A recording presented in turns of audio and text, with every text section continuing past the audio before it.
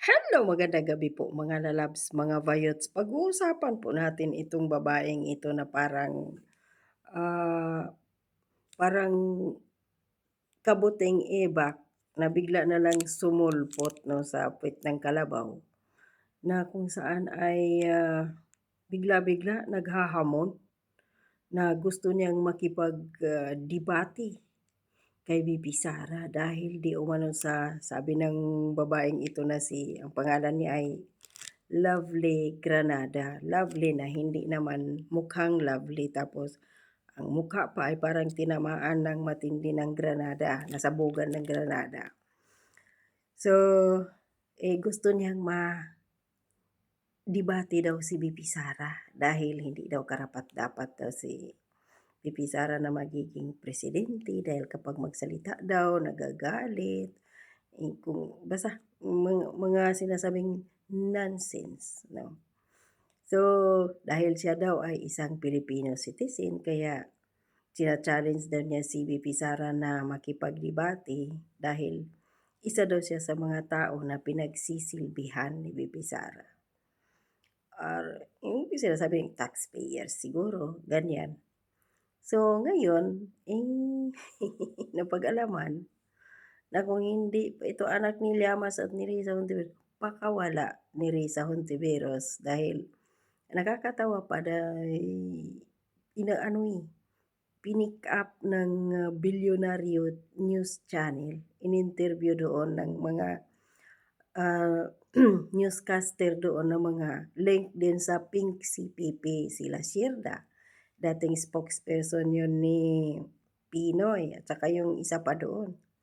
So, ganun na pala yung standard ninyo ngayon, Bilyonaryo, News Channel.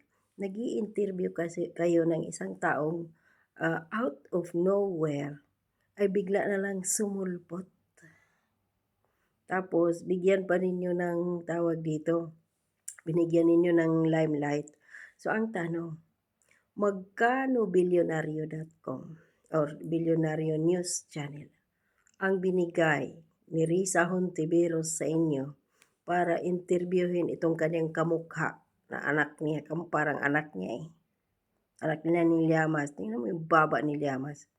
Ang nakakatawa pa mga lalabs, mga bayots, tinawag pa niya si VP Sara na wakwak daw ng Davao, wakwak ng Mindanao. Pero tingnan mo naman, yung kaganda-gandang wakwak 'no, kung ako naman lang ang wakwak kasing ganda ni VP Sara, gustuhin ko na lang magiging wakwak.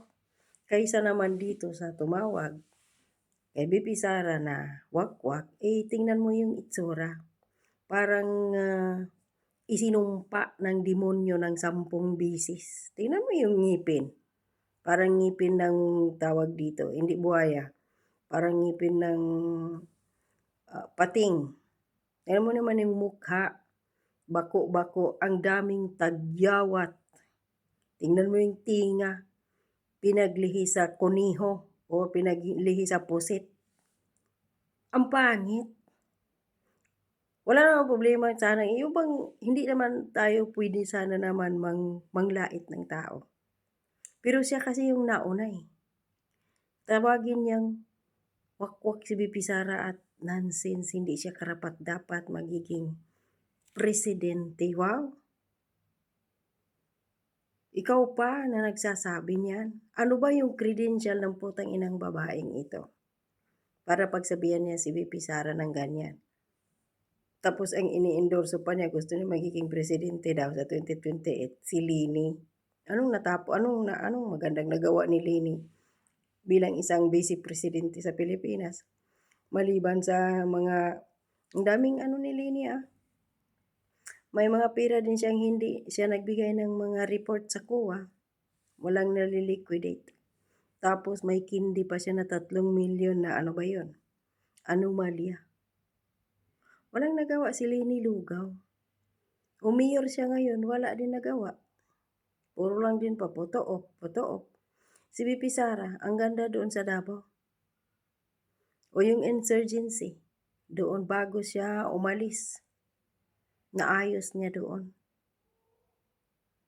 Tapos, iniwan ni VP Sara, ni Inday Sara, ang Davao bago siya tumakbo pagka-Vice Presidente, walang utang ang Davao City.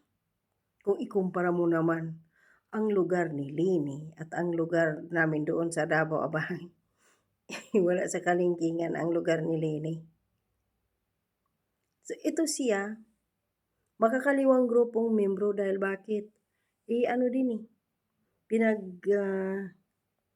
yung party list ni Sheljok, no? O isa siya dyan sa mga nagsuporta sa Akbayan ba yun? Sila ito.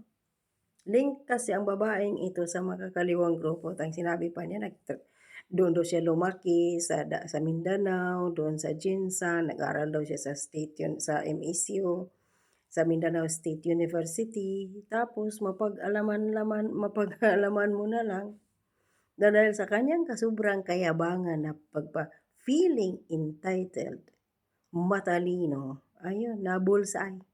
Bakit? Dahil nga nadulas siya doon sa interview ng Billionaire News Channel na yun. Nang sabi niya, doon siya lumaki sa Jinsan kasi daw yung Jinsan daw ay part daw ng Davao Region. Doon siya na boom, bubo. Na boom, bubo. Bakit? Ayan. Dahil hindi po, never naging part ng Davao Region ang Jinsan dahil according dito sa research, noong 2001 what happened in 2001 was the renaming of Region 12 to Soksargen. 1973 na-subdivide ang napakalaking Cotabato Province, comprising the 4 provinces of North and South Cotabato, Maguindanao, and Sultan Kudarat. So, 1973. So, ilan na yun? 52 years na. So, ilang taon lang siya. Ngayon, siguro na sa mga, ipagpalagay natin siya mga 20 or 30 anyos siya. Yun na yung pinakamataas ng edad niya, 30 years old. So, hindi pa siya pinanganak, nasa itlog pa lang siya ng tatay niya. O baka hindi pa siguro, binata pa siguro yung tatay na winiwisik-wisik pa na yung kanyang mga tamo doon sa dingding, sa tissue, kung saan. Hindi pa siya pinanganak. Part na ang Jinsan ng Region 12. Tapos sasabihin niya na part ng Davao Region ang Jinsan. Apakabubo mo tapos maghamon ka. Makipagdebate sa isang abogada. Taray. Ginagamit niya si BP Sara para siya sumikat dahil utos ni Risa Hontiveros na mahigit 1% lang o 2% lang ang yung kanyang ratings kung siya'y tatakbo pagka-presidente. So, wala. Ang sarap hambalusin ang pagmumukha ng mga babaeng ito at ang sabi niya pa ngayon, pinagyabang niya, nagsiiyakan daw ang mga DDS supporters. Tapos, siya daw ngayon yung kinakatakutan ng mga Duterte supporters. Wow naman. Mukha na to katatakutan ng mga Duterte supporters. Kay Eloy Bogres pa nga lang, hindi ka na umuobra, sa iba pa kaya. Nainggit lang kasi ito dahil sila si Banat Bay, yung Banatiros, ini-interview si BP Sara doon sa Isiminay. Kasi si BP Sara ayaw man magpa-interview sa ibang mga media, mga TV stations dahil alam niya ay bias. Mga bayaran ang mga putang ina ng media sa Pilipinas. Iba yung itatanong na at isasagot ni BP Sara at iba din ang kanilang ibabalita. Kaya walang tiwala si BP Sara sa mga mainstream media sa Pilipinas. Dahil napaka-bias, napakamukhang pira, mga prostitute. Ito, gustong sumausaw ng magmukhang matalino. Bobo naman ang putang ina at ang pangit pa.